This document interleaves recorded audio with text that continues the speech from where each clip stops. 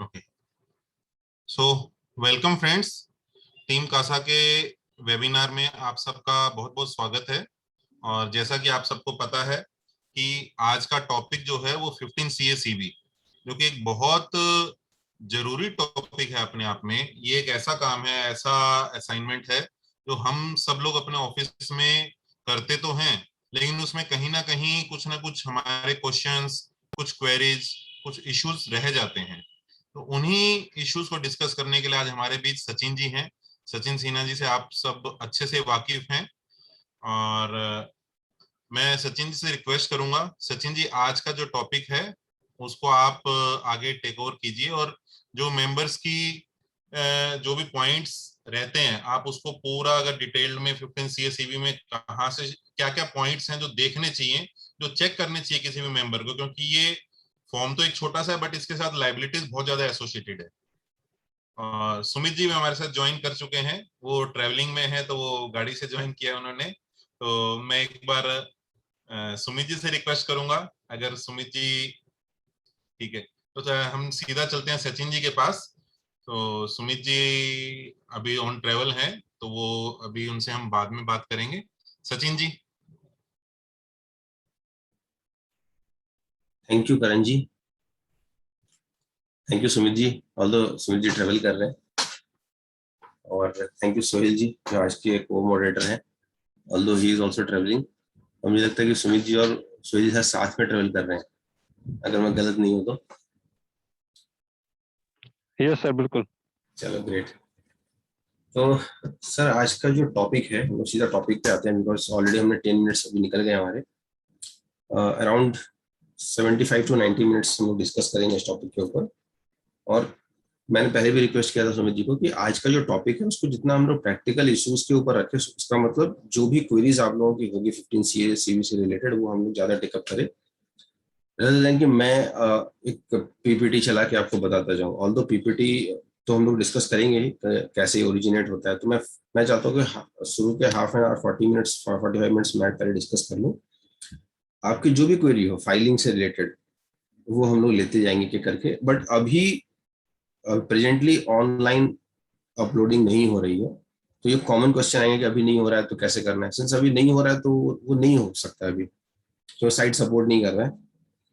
Bank में अगर आप लोग सबमिट करने जाते हैं तो कुछ बैंक ले रहे हैं, कुछ बैंक नहीं ले रहे हैं। जो बैंक ले रहे हैं उसका रीजन ये उनको उन्होंने शायद ये समझा कि जो नोटिफिकेशन है उसके बाद भी चूंकि वो फॉर्म अभी तक अवेलेबल नहीं हुआ तो मैनुअल ले सकते हैं। कुछ बैंक्स का ऐसा कहना है कि चूंकि अब 15 अगस्त तक का डेट था, उसके बाद कोई फर्दर नोटिफिकेशन नहीं आई है तो हम उसको नहीं ले सकते हैं। तो ये चैलेंजेस आ रहे हैं। अभी जब भी हम लोग इशू कर रहे हैं तो हम लोग ये देख लेते हैं कि कौन से बैंक में भेज रहा है और जिस बैंक में भेज रहा है वो बैंक रिसीव करेगा या नहीं करेगा। ये तो हुआ रिसीविंग के लिए। जहां तक पेमेंट के लिए है, पेमेंट के लिए ऑफकोर्स 15 CA-CB की सर्टिफिकेट की रिक्वायरमेंट होती है, बट सभी केसेस में 15 CA-CB की रिक्वायरमेंट नहीं होती है। जैसे कुछ आइटम ऐसे हैं जो सेक्शन रूल 37BB में सबसे सब रूल 3 में इन्होंने बताया हुआ है कि ये जो आइटम है 31 आइटम्स हैं, इनके ऊपर ये फॉर्म्स के लिए एग्जाम्प्टेड है, जहाँ पे कि आरबीआई का अप्रूवल का रिक्वायरमेंट नहीं है। तो उसके लिए कहते उन्होंने बोला कि इन ये आइटम्स ऑलरेडी एक्सक्लूड किए गए हैं, तो इनके लिए आपको 15 CA-CB की रिक्वायरमेंट नहीं है। Number one. नंबर टू, बहुत सारे ऐसे आइटम हैं जहाँ पे कि 15 CB की रिक्वायरमेंट नहीं है। जैसे अगर एग्रीगेट अमाउंट जो आप बाहर भेज रहे हैं वो 5 लाख से नीचे है ड्यूरिंग द ईयर का, if the sum is chargeable to tax. दूसरा, अगर लोअर डिडक्शन सर्टिफिकेट 195 या 197 में लिया हुआ है तो 15 CB की रिक्वायरमेंट नहीं है। या थर्ड, अगर सम चार्जेबल टू टैक्स नहीं है उस केस में भी आपको 15 CB की रिक्वायरमेंट नहीं है। बट प्रैक्टिकल इश्यूज आते हैं मैक्सिमम केसेस में, जब बैंक को अप्रोच करते हैं तो बैंक ये कहता है कि मुझे 15 CB भी चाहिए इन केसेस में। Although 15 CB is not required, लेकिन बैंक उसको एग्री नहीं होता। और उस केस में मैंने देखा है क्लाइंट के बारे इंसिस्ट करते थे 15 CB इशू कर दो। अगर हम 15 CB इशू करते हैं तो 15 CB इशू करने के लिए जो रूट है वो 190 वो 15 CB का पार्ट सी से निकलता है। पार्ट सी अगर मैं फाइल कर रहा हूँ तो वहाँ पे जो डिटेल्स आता है वो डिटेल्स में ये है कि हम प्रिजम्पशन है हमारा कि ये सम चार्जेबल टू टैक्स है, नंबर वन। दूसरी चीज, उसने लोअर डिडक्शन सर्टिफिकेट नहीं लिया हुआ है। तीसरा, aggregate is more than 5 lakh. तो ये तीन चीजें जो सेटिस्फाई होती हैं तो हम पार्ट सी में फाइल करते हैं। लेकिन अगर इन तीनों में से कोई भी एक चीज सेटिस्फाई हो रहा है तो हम रेस्पेक्टिव पार्ट को फिलअप करते हैं, और उस केस में 15 सीबी की रिक्वायरमेंट नहीं होती है। तो ये मैंने आपको बेसिक बैकग्राउंड दिया 15 सीबी सीए का के रिलेटेड। अब आते हैं सीधा सेक्शन के ऊपर कि कब अप्लीकेबल होता है, कैसे अप्लीकेबल होता है। टीडीएस काटने के लिए जो सेक्शन है वो ऑल्दो हम लोग सीधा जंप करते हैं 195 के ऊपर, लेकिन अगर आप देखेंगे टीडीएस काटने के लिए जो सेक्शन है वो हमें सेक्शन 4 में बोला गया। सेक्शन 4 के सब सेक्शन 2 में ये बोला गया कि जो भी सम सबसेक्शन 4 में जो चार्जेबल है उसको आपको टीडीएस उनके ऊपर टीडीएस काटना है, एडवांस टैक्स उसके ऊपर जमा कराना है। इसका मतलब अगर कोई सम फॉर्म अगर कोई सम 4(1) के हिसाब से चार्जेबल टू टैक्स नहीं है तो 4(2) उसके ऊपर एप्लीकेबल नहीं हो सकता। बट उसके कुछ एक्सक्लूजन भी हैं, जैसे आप लोगों ने देखा होगा 194 में भी कुछ सेक्शंस है जहाँ पे सम चार्जेबल टू टैक्स नहीं है बट टीडीएस कट रहा है। जैसे कि अगर आपका बैंक से विड्रॉल 1 करोड़ से ऊपर है तो भी टीडीएस कट रहा है। अगर आपने परचेज किया है मोर देन 50 लाख का तो भी टीडीएस कट रहा है। अगर आपने सेल किया तो टीसीएस एप्लीकेबल हो रहा है। तो ये सब केसेस हैं, लेकिन जो बेसिक लॉ है सेक्शन 4 का वो ये कहता है कि ये टीडीएस तभी एप्लीकेबल हो। 4 में ये बोलता है कि जब टीडीएस तभी एप्लीकेबल होगा जब 4(1) में वो सम चार्जेबल टू टैक्स होगा। तो मैं अपना पीपीटी को शेयर करता हूँ आप लोगों के साथ सो दैट कि हम लोग कनेक्ट कर सकें।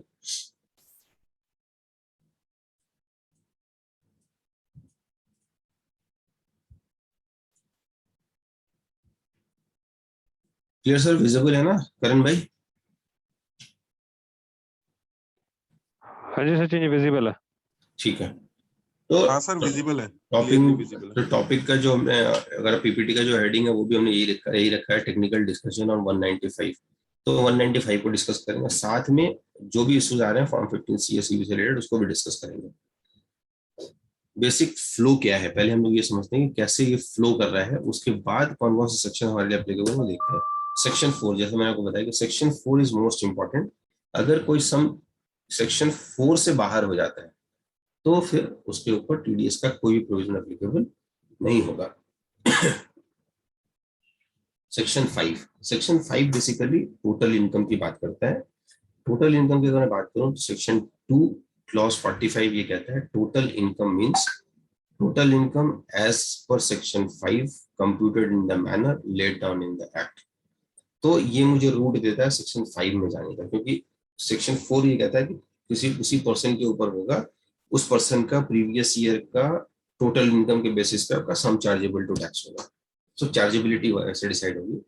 तो टोटल इनकम जानना बहुत जरूरी है। अगर मैं 5 में जाता हूँ तो 5 में 2 पार्ट इन्होंने किया है, एक रेसिडेंट के लिए एक नॉन रेसिडेंट के लिए।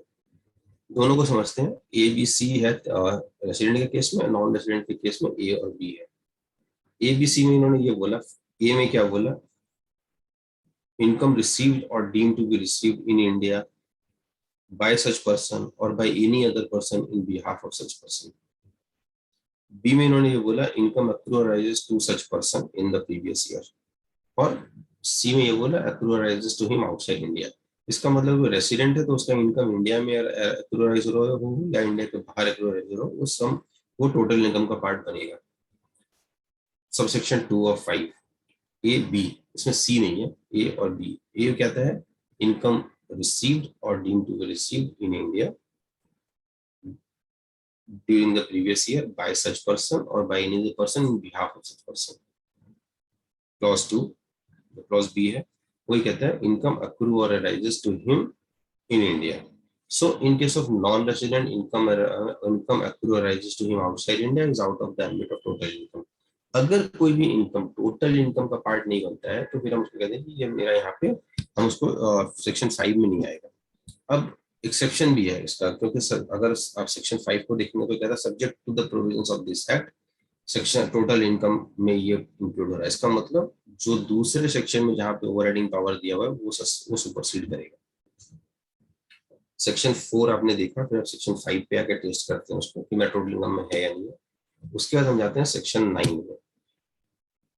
सेक्शन 9 में हम देखते हैं कि चार्जेबल, अगर हमने बोला income deem to accrue arise in India तो हम ये टेस्ट करते हैं कि income deem to accrue arise in India है या नहीं है। वहाँ पे 8 सेक्शन दिए हुए हैं, 8 सब सेक्शन, सेक्शन 9(1), 9(1)(2), 9(1)(3), 9(1)(4), 9(1)(5), 9(1)(6), 9(1)(7 एंड 9(1)(8). 9(1)(8) में उन्होंने ये बोला कि अगर आपने 2019 या 2020 का डेट दिया हुआ, उसके बाद अगर आपने पेमेंट किया कोई भी गिफ्ट किसी नॉन रेसिडेंट को बाय द रेसिडेंट, तो वो भी income deemed to accrued in India माना जाएगा। इसके अलावा 9(1)(7) जिसमें वो कहते हैं फीस फॉर टेक्निकल सर्विसेज की बात करते हैं, 9(1)(6) रॉयल्टी की बात करते हैं, 9(1)(5) interest, 9(1)(4) dividend, 9(1)(3) and 9(1)(2) for salary and 9(1) fees for business. So business, capital gain, other sources, वो सारा सेक्शन 9(1)(1) में आता है। तो हम लोग जनरली कहते हैं कि 9(1)(1) जो है बेसिकली वो रेसिडुअल है, बिकॉज सारे में स्पेसिफिक क्लॉज दिए गए हैं। 2, 3 is for salary, 4 dividend, 5 interest, 6 royalty, 7 FTS, 8 gift। तो ये जो स्पेसिफिक आइटम दिए गए हैं, इसका मतलब जो इसके अलावा जो बच जाता है वो हम लोग सेक्शन 9(1)(1) में लेते हैं, लेकिन वही लेते हैं जो वहाँ पे लिखा हुआ है। और 9(1)(1) में जब जाते हैं तो कहते हैं जब बिजनेस की बात करते हैं, और बिजनेस की जब बात करते हैं तो बिजनेस कनेक्शन इंडिया में होना चाहिए। तो 9 से हम बिजनेस कनेक्शन की तरफ पहुंचते हैं। और जब बिजनेस कनेक्शन की बात करते हैं तो आज के डेट में SCP, जो उसको हम लोग सिग्निफिकेंट इकोनॉमिक प्रेजेंस की बात करते हैं, वो भी बिजनेस कनेक्शन डिटरमिन करता है। तो ये एक नया डेवलपमेंट है, क्योंकि हम लोग SCP का थोड़ा कॉन्सेप्ट को भी समझेंगे, बिकॉज ये ऐसे हमारे पास बहुत सारे केसेस आते हैं जहाँ पे कि आप किसी को पेमेंट कर रहे हैं और उसका कोई फिजिकल प्रेजेंस इंडिया में नहीं है, और अगर आप उसको कहेंगे कि मुझे नो पी का सर्टिफिकेट दे दो, वो विदाउट हेजिटेशन आपको नो पी का सर्टिफिकेट दे देगा। बट अगर आप उसको देखें या उसकी वेबसाइट पे जाके देखें तो आपको पता चलेगा कि इंडिया में उसके बहुत सारे यूजर्स हैं, या इंडिया से उसका बहुत सारा रेवेन्यू जनरेट होता है। उस केस में ये उसका मतलब जो हम लोग नो पी का सर्टिफिकेट लेते हैं, अब हमें साथ में एक और सर्टिफिकेट लेना चाहिए, नो SCP सर्टिफिकेट, कि आपका इंडिया में कुछ सिग्निफिकेंट इकोनॉमिक प्रेजेंस नहीं है। अब आते हैं एग्जम्प्टेड आइटम की तरफ। अगर कोई आइटम एग्जम्प्टेड है तो पहले उसको भी डिटरमिन करना कि क्या, जैसे मान लिया आपने जो सैलरी दिया और सैलरी सेक्शन 10 जो सैलरी दी है वो अगर विद इन 90 डेज वो स्टे किया इंडिया में, उसका कोई कॉस्ट इंडियन कंपनी बेयर नहीं कर रही है, तो उस केस में कहता है कि 10(6)(6) का एग्जम्पशन इसके पास अवेलेबल है। या अगर कोई आप रॉयल्टी फीस पे कर रहे हैं as per the agreement after 1976, तो उस केस में कहता है सेक्शन 10(6)(a) का एग्जम्पशन अवेलेबल है। तो आपको वो भी देखना पड़ेगा कि कोई एग्जम्पशन अवेलेबल है या नहीं है। कोई डिडक्शंस अवेलेबल है, लाइक 80s में बहुत सारे डिडक्शंस हैं, वो अवेलेबल है या नहीं है। सेक्शन 10 वाले का कोई एग्जम्पशन अवेलेबल है कि नहीं है। उसके बाद हम जाते हैं, जब हमने इतना कुछ कर लिया, फिर हम जाते हैं रेट के ऊपर, हमारे पास कौन सा रेट अप्लीकेबल होगा, 112, 115, कौन सा रेट अप्लीकेबल होगा।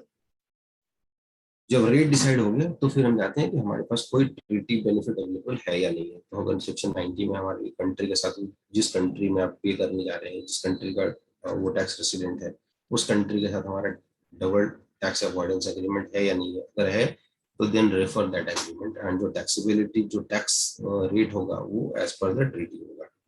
और ट्रीटी के कब होगा, जब सेक्शन 90 सबसेक्शन 2 देखेंगे तो कहता है which is beneficial to the SSC, तो जो भी बेनिफिशियल होगा उसके बेसिस पे अप्लाई करेंगे। हो सकता है कि उसके लिए इनकम टैक्स का एक्ट का जो रेट है वो बेनिफिशियल है और treaty rate is not beneficial, तो हम इनकम टैक्स एक्ट लगाएंगे। अगर ट्रीटी का रेट बेनिफिशियल है और इनकम टैक्स एक्ट का रेट बेनिफिशियल नहीं है तो हम ट्रीटी का रेट लगाएंगे।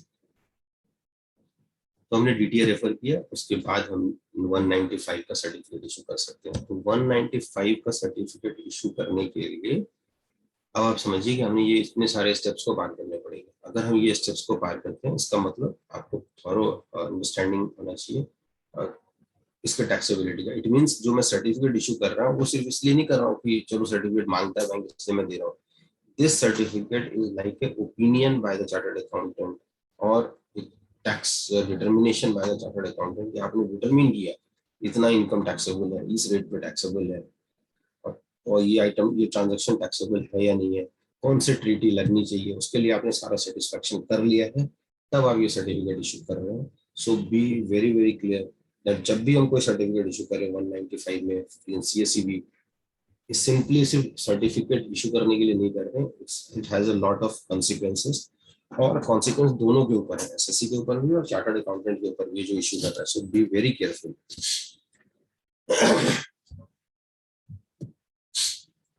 अब आते हैं सेक्शन 4 के ऊपर, जो हम लोगों ने स्टार्टिंग में डिस्कस किया।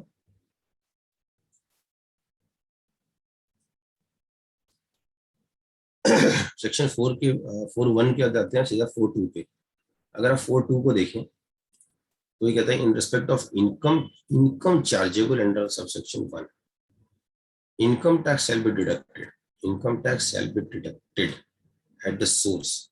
तो टीडीएस कब डिडक्ट हो रहा है, इनकम टैक्स कब डिडक्ट हो रहा है, जब वो सम चार्जेबल है। कहाँ चार्जेबल है, अंडर सबसेक्शन 1। अगर 4 से वो बाहर है then no question of TDS. Normally हम लोग क्या करते हैं, अगर हम ये जो हम किसी को पेमेंट कर रहे हो तो हम सबसे पहले चीज टेस्ट करते हैं उस पर टीडीएस कटेगा या नहीं कटेगा। अगर कटेगा तो किस रेट से कटेगा, अगर नहीं काटते हैं तो क्या होगा, सेक्शन 40 का डिसअलाउंस होगा। ये इतना तो हमारा तब होता है जब मैं बिजनेस कैरी कर रहा हूँ और मेरा बिजनेस इनकम हो रहा है। व्हाट अबाउट अगर मैं बिजनेस नहीं कर रहा हूँ तब क्या होगा, क्या तब भी मेरे को कुछ लाइबिलिटी आ सकती है। तो सेक्शन 40 को हम लोगों ने कई बार पढ़ा है। ये स्टार्टिंग ही ऐसे होता है, not standing anything, not standing anything to the country contention 30 to 38। So 30 to 38 में जो भी बोला गया हो वहां पे ये कहते हैं कि आपको ये एक्सपेंडिचर अलाउ होगा, बोलता वहां चाहे जो कुछ भी बोला गया हो, अगर ये सिचुएशन है तो आपका अलाउ नहीं होगा। कब अलाउ नहीं होगा, in the case of NSSC, any interest, royalty, fees for technical services और other sum chargeable under this act. तो इन्होंने सारा कुछ कवर कर लिया, interest, royalty, fees for technical services और other sum which is payable, किसको पे कर रहा है, आउटसाइड इंडिया। जब मैं आउटसाइड इंडिया पे कर रहा हूँ तो मैं ये नहीं देख रहा हूँ कि मैं रेसिडेंट को कर रहा हूँ या नॉन रेसिडेंट को कर रहा हूँ। आउटसाइड इंडिया अगर मैं भेज रहा हूँ, चाहे वो रेसिडेंट को दे रहा हूँ या नॉन रेसिडेंट को दे रहा हूँ, वो डिसअलाउ होगा। या अगर मैं किसी को इंडिया में पे कर रहा हूँ, in India to a non resident, अगर मैं इंडिया में किसी नॉन रेसिडेंट को पे कर रहा हूँ तो ये सेक्शन अप्लाई होगा।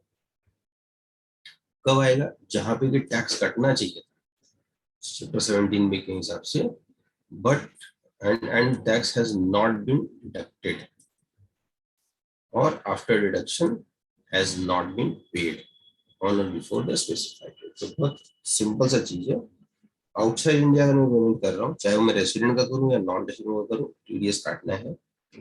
अगर मैं इंडिया में कर रहा हूँ तो अगर मैं नॉन रेसिडेंट कर रहा हूँ तो टीडीएस काटना है। मैं ये कब कर रहा हूँ, 40I की बात कर रहा हूँ, जहाँ पे कि हमारा मैं बाहर पेमेंट भेज रहा हूँ या मैं किसी नॉन रेसिडेंट को पेमेंट कर रहा हूँ, जिस केस में हम कहते हैं 100% आपका डिसअलाउ होगा। लेकिन अगर मैं सेक्शन 195 की बात करूँ तो वो रेसिडेंट आउटसाइड इंडिया को कवर नहीं करता।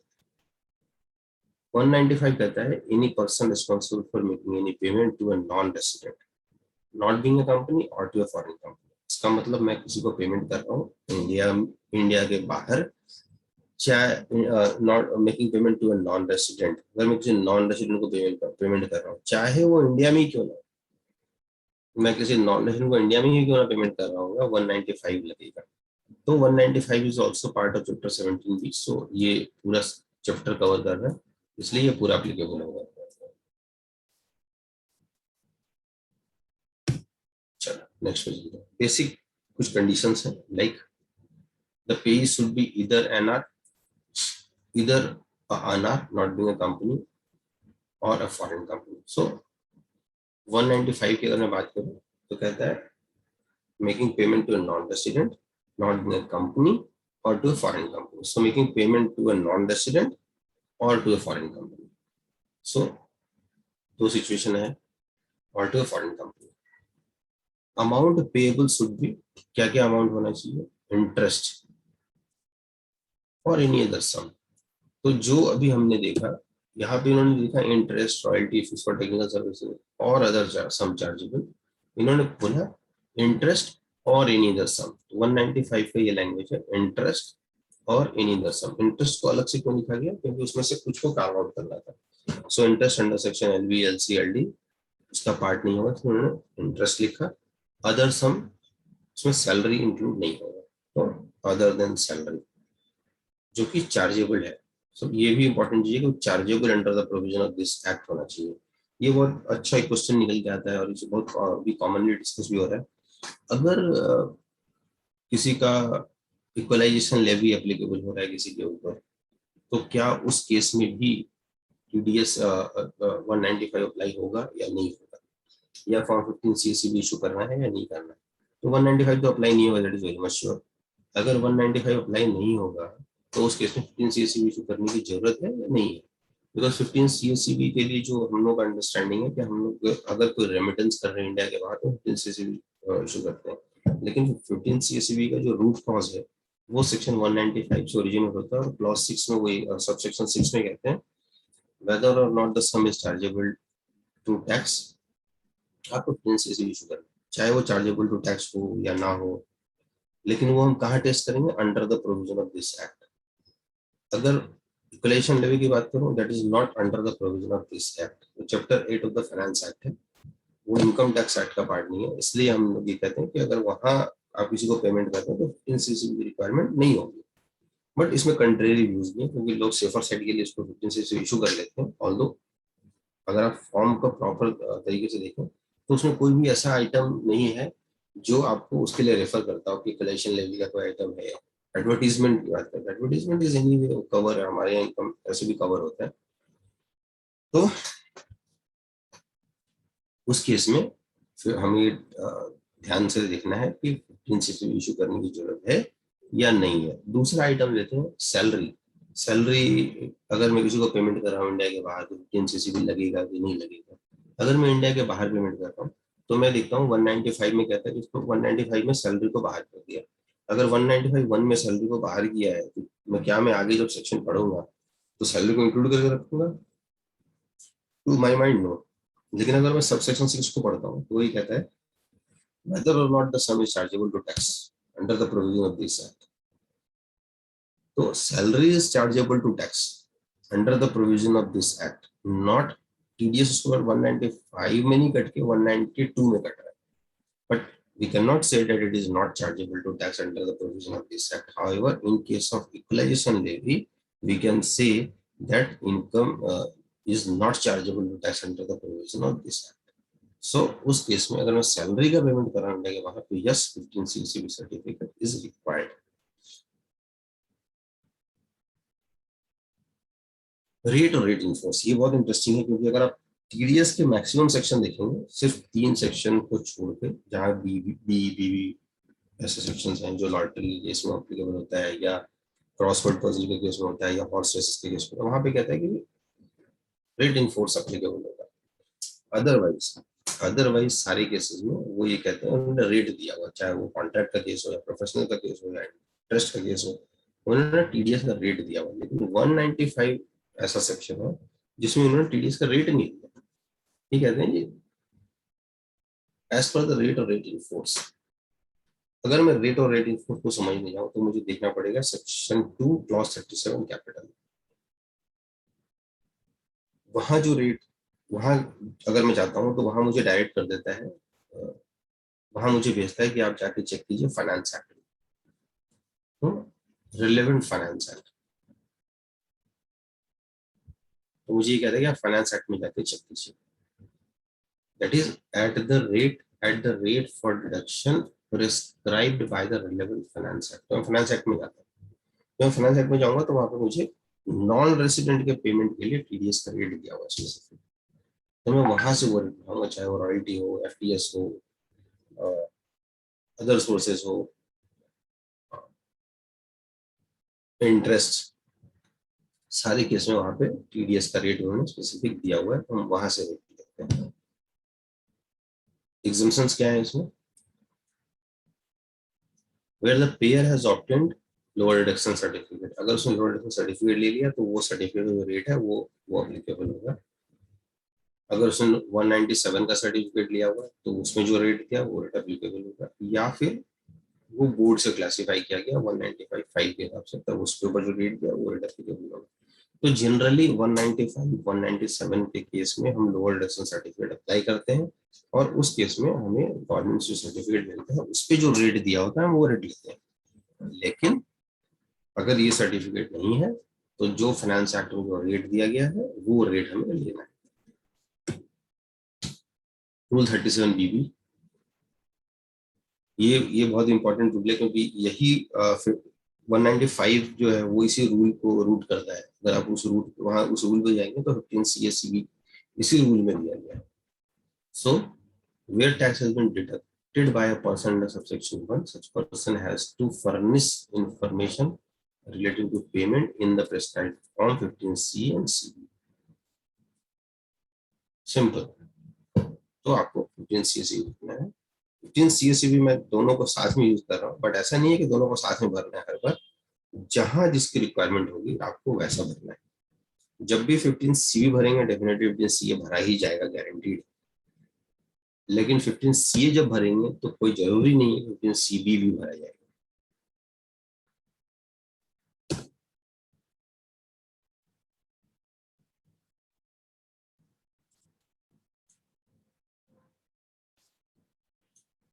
When TDS when sum chargeable to tax, ये हमने ऑलरेडी डिस्कस किया, सम चार्जेबल टू टैक्स होगा तो TDS काटना है। बट इन्होंने क्लॉज 6 इंसर्ट किया जिसमें इन्होंने ये बोला कि whether or not it is chargeable to tax you have to issue the form। तो ये बहुत डिस्कशन हुआ कि क्या परचेज के केस में भी हमें भरना है या हर परचेज के केस में भी ये फाइल करना है। टेक्निकली आप देखें तो 15 CB नहीं फाइल करना है, तो 15 CA के लिए आपको फॉर्म की जरूरत पड़ेगी।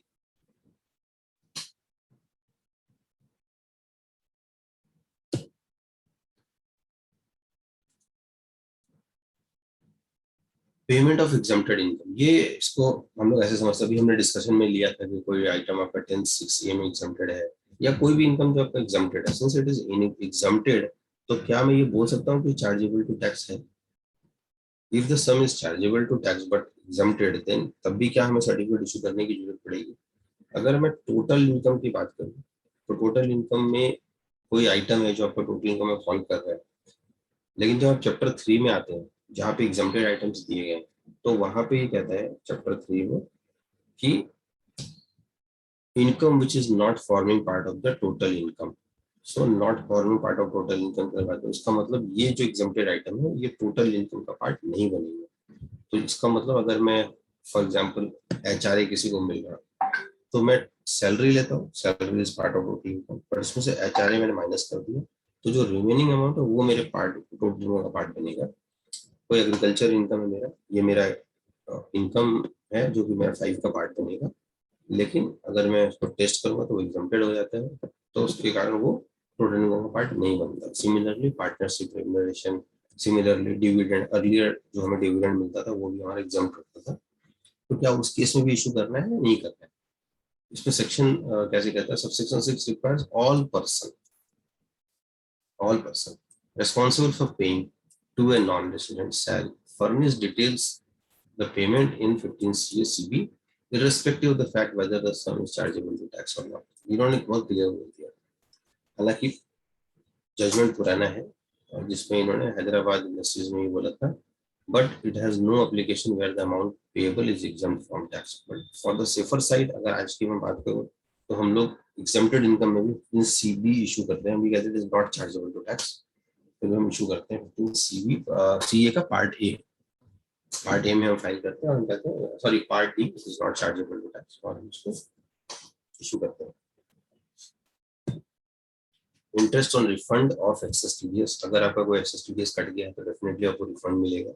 अगर आपको लो रिडक्शन का सर्टिफिकेट मिला और आपने उस सर्टिफिकेट पे रिलाई करके TDS काट दिया, सब्सिक्वेंटली जो डिडक्टी ने अपील कर दिया उस रेट के कारण और हायर अथॉरिटीज में जाके वो रेट और रिड्यूस हो गया, तो उस केस में जो डिडक्टर है जो डिडक्टी है उसको वो रिफंड का पैसा मिलेगा, ना कि डिडक्टर को मिलेगा।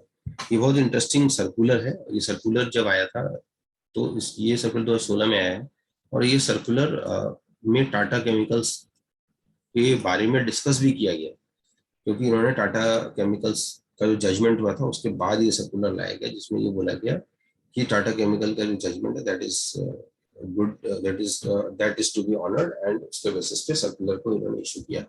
तो टाटा केमिकल का जजमेंट सुप्रीम कोर्ट का बहुत फैंटास्टिक जजमेंट है। ये एक बहुत इंपॉर्टेंट सिचुएशन है, time of deduction of tax, कब डीडीएस काटेंगे। नॉर्मली क्या होता है, अगर आज की डेट में हम लोग बात करते हैं, क्लाइंट और चार्टर्ड अकाउंटेंट का जो रिलेशन है, मैं सभी केसेस में नहीं कह रहा, मैं उन केसेस उन कंपनीज की बात कर रहा हूँ जो मीडिएकर फर्म्स होते हैं। चार्टर्ड क्लाइंट क्या करता है, इनवॉइस की फोटो खींचता है और क्लाइंट और अपने सीईओ को सेंड कर देता है कि मुझे इसका 15 भी चाहिए, और उसकी जल्दबाजी ये होती है उसको आज ही पेमेंट करना होता है।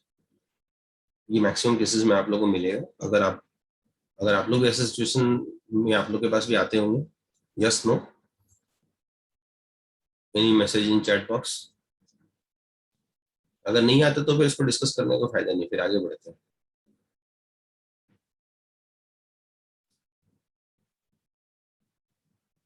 ओके, सो जब आपके पास सर्टिफिकेट, आपको सर्टिफिकेट इशू कर रहे हैं, जब आप सर्टिफिकेट इशू कर रहे होते हैं तो आपके पास ये चैलेंज आता है कि मुझे जो डेट ऑफ, किस डेट का मैं एक्सचेंज रेट लूंगा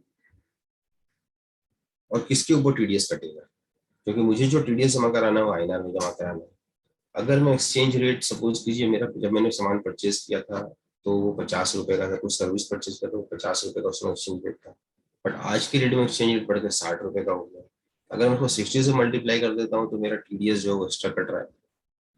तो जो आपका टीडीएस डिडक्शन होगा, जो टैक्स डिडक्शन होगा, वो उसी डेट की एक्सचेंज रेट पे होगा जिस डेट को आपने इनवॉइस अपने बुक से बुक किया। सब्सिक्वेंटली जो भी डिफरेंस आ रहा है that is all exchange gain और लॉस, बट जो अप्लीकेबिलिटी ऑफ एक्सचेंज रेट होगी वो उस डेट की होगी जिस डेट को आपने इस ट्रांजैक्शन को अपने बुक्स में रिकॉर्ड किया है। सो यूनाइटेड ब्रेवरीज का जजमेंट है कर्नाटक हाई कोर्ट, इन्होंने क्लियर बोला, any subsequent change in the status of the recipient does not affect the liability. ये बाद में चाहे उस पर कुछ भी स्टेटस रहे, तो हम लोगों ने इसको लिंक किया था समझने के लिए एक्सचेंज रेट से, कि अगर एक्सचेंज रेट की बात करते हैं तो क्या होगा।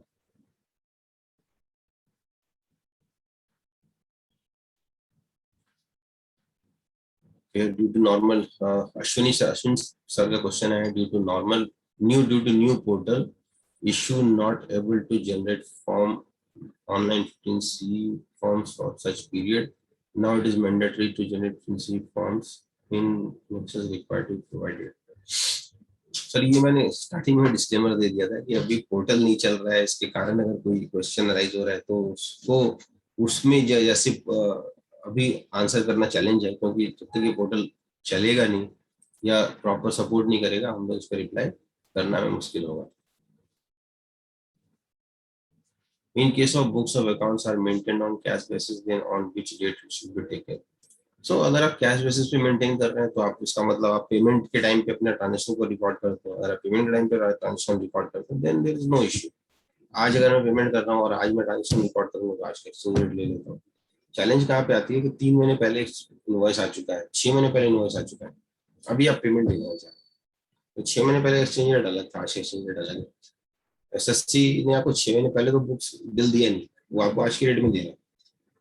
तो जब हम आज की रेट में डालते हैं तो हम उसे पूछा जाता है कि आपका आईएनआर में कितना अमाउंट बनता है, तो हम आईएनआर में एक्सचेंज रेट अप्लाई करेंगे। तो हम एक्सचेंज रेट अप्लाई करेंगे तो उस केस में हम कौन से डेट का एक्सचेंज रेट लेंगे, हमें वो डेट का एक्सचेंज रेट लेना है जिस डेट को ये बुक्स में बुक किया गया। तो आपको क्लाइंट से ये भी समझना पड़ेगा कि आपने इसको बुक्स में बुक कब किया। बिल डेट और बुकिंग डेट में भी different.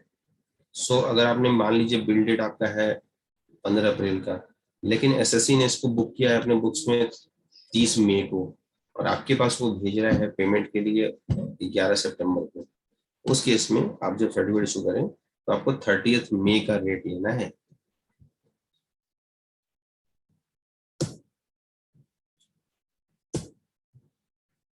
Payment of penalty, Satyam computer के कारण ये डिस्कशन में आया था।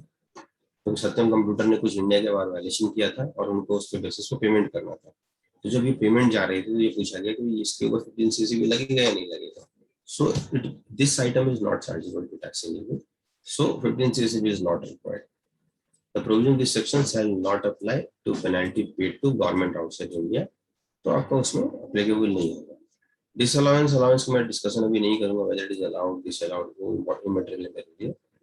इंपॉर्टेंट चीज है 15 सी से इशू होगा नहीं होगा। कई लोगों का ये भी कि तो ऐसे भी डिसअलाउ हो जाएगा, तो आप अगर 15 सी नहीं भी लगाते हो तो भी डिसअलाउ होगा। 15 सी भी लगाना डिसअलाउंस से कोई लिंकेज नहीं है इसका, क्योंकि अगर मैं किसी कोई ट्रांजैक्शन जो कि मेरा अलाउेबल है, मैंने टीडीएस काटा है, जमा कराया है, 15 सी भी इशू नहीं, 15 सी भी इशू नहीं किया, तो उस केस में मेरा वो ट्रांजैक्शन डिसअलाउ नहीं होगा। आपको पेनल्टी लग सकती है, बड़ा ट्रांजैक्शन डिसअलाउ नहीं होगा। यह अगर मैंने कोई इनएक्यूरेट पर्टिकुलर फर्निश कर दिया, उस केस में ट्रांजैक्शन डिसअलाउ नहीं होगा। पेनल्टी लगना एक अलग चीज है, बट मेरा ट्रांजैक्शन डिसअलाउ नहीं होगा। ट्रांजैक्शन डिसअलाउ होगा when you did not deducted the tax or deducted but not deposited to the government account, तब आपका डिसअलाउ होगा। सो 40 है, ये तभी नहीं होता है 40 है। ये बहुत कॉमन क्वेश्चन है, अगर मैं इंडिया में पेमेंट कर रहा हूँ तो टीडीएस एप्लीकेबल होगा, मैं 195 एप्लीकेबल होगा कि नहीं होगा, 195 एप्लीकेबल होगा तो 15 सीसी एप्लीकेबल होगा या नहीं होगा। अगर मैं 195 इसको टेस्ट करता हूँ तो लैंग्वेज में बोलता है any person responsible for making any payment to a non resident, so a person who is responsible for making payment to a non-resident, so इसमें ये पेयर की बात कर रहा है, responsible for making payment is the payer to a non-resident is payee, and who on the instruction of the NR makes payment in India to his agent is nevertheless liable to deduct tax in India under this section. So 195 apply होगा। ये तो वो situation है जहाँ पे आपके agent को आप बोला गया कि आप उसको पे कर दो, बट वो एक्चुअली में कंपनी बाहर है। वो सिचुएशन लेते हैं जहाँ पे कि आप पेमेंट कर रहे हैं किसी branch office of the non resident. अगर आप किसी ब्रांच ऑफिस को पेमेंट कर रहे हैं नॉन रेसिडेंट का, तो हम ये कहते हैं कि ब्रांच ऑफिस को अगर आप पेमेंट करोगे तो ब्रांच ऑफिस का स्टेटस वही होगा जो फॉरेन कंपनी का स्टेटस होगा। उस केस में नॉन रेसिडेंट भी ट्रीट होगा वो, और नॉन रेसिडेंट ट्रीट होता है। आप पेमेंट इंडिया में कर रहे हो तब भी 195 एप्लीकेबल होगा। 15 सीएससी भी लगेगा नहीं लगेगा ये सेपरेट क्वेश्चन है, क्योंकि अगर मैं 195 के क्लॉसेस को पढ़ता हूँ तो बोलता है जो प्रेस्क्राइब फॉर्म है वो फाइल कीजिए। प्रेस्क्राइब फॉर्म में जाता हूँ, कहता है रेमिटेंस आउटसाइड इंडिया, तो टेक्निकली ऐसा लगता है कि नहीं करना है, but for the safer side always prepare CSC certificate. Bank नहीं मांगता है, क्योंकि बैंक को मतलब नहीं है, बैंक को आप आईएनआर टू आईएनआर ट्रांसफर करा सकते, वो मांगते हैं 15 सीएससी सर्टिफिकेट, लेकिन 15 सीएससी सर्टिफिकेट जरूर जनरेट करिए। Interest paid to non-resident, where interest was paid by bank to a non-resident depositor abroad. Such interest is chargeable to tax in India, and bank is liable to deduct TDS on such interest. Where interest is paid by a bank to a non-resident depositor, India के बाहर उसको दे रहा है पैसा, क्योंकि depositor ही NR है और उसने जो डिपॉजिट किया है उसको बैंक पेमेंट कर रही है। Such interest is chargeable to tax in India and bank is liable to deduct TDS. So ये chargeability टेस्ट करने की बात हो रही है। Interest to the account of NR from ECB is not exempt from withholding of tax. The benefit of DTAA will be available. That ये हमेशा available होगा अगर आप वो कंडीशन को सेटिस्फाई कर रहे हैं सेक्शन 90s में जो आपके पास है वो, तो ये हमेशा अप्लीकेबल होगा। और अगर ये अप्लीकेबल होता है तो जो भी बेनिफिशियल रेट होगा वो अप्लीकेबल होगा। एनी अदर सम, ये हमेशा चर्चा में आता है, what is the meaning of any other sum, क्योंकि सेक्शन अगर आप 195 भी देखेंगे तो उसमें भी वही लैंग्वेज है, any person responsible for paying payment to a non resident not to a company और to a foreign company, any interest other than interest under section 194 LP LCLD or any other sum other than salary chargeable to tax in India. So ये वही term निकल के हर बार आएगा, other sum. What is the meaning of other sum? तो हम लोग ये कहते हैं जो भी पेमेंट आप कर रहे हैं it is chargeable to tax, then it is other sum other than interest. Interest उन्होंने बोल दिया, सैलरी उन्होंने बोल दिया, तो इसके अलावा जो भी सब इंटरेस्ट सब other sum. Any other sum chargeable under the act shall apply to the payment which are in reality not pure income profit but are gross receipts in the hands of the recipient. ये बहुत important discussion होता है। अगर मैं किसी को payment कर रहा हूँ तो मैं कहता हूँ sum chargeable to tax. What is the meaning of sum chargeable to tax? Assuming मैं किसी को मैं किसी की प्रॉपर्टी परचेज कर रहा हूँ नॉन रेसिडेंट की, और मुझे उसको 1 करोड़ रुपए देने।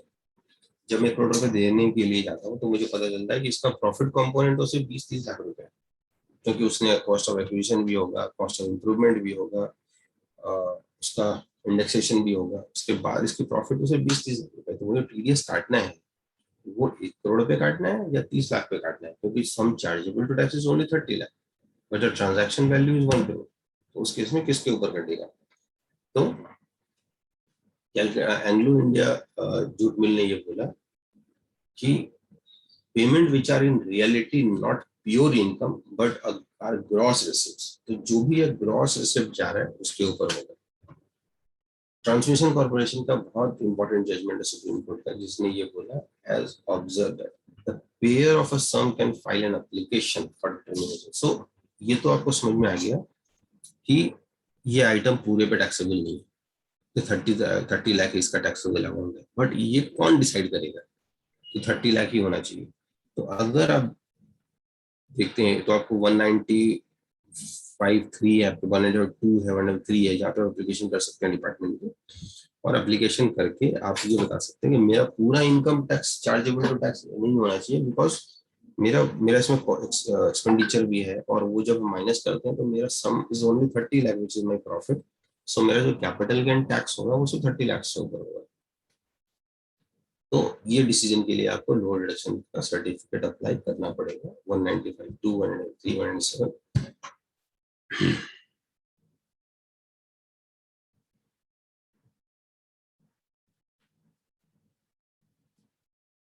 So the court further held that if no such application is filed, अगर application ही नहीं फाइल किया गया, tax on such sum is to be deducted and it is the statutory obligation of the person responsible for paying, and such sum to be deducted before making the payment. So अगर आपने certificate apply नहीं किया है तो कोई बात नहीं, आप पूरे पे टैक्स काट के जमा करा दीजिए, जो जब वो रिटर्न फाइल करेगा तो वो रिफंड क्लेम कर लेगा।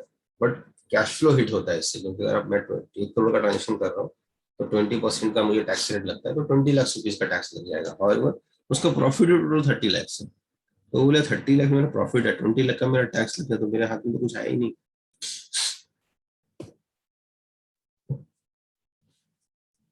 Payment which is not chargeable to tax.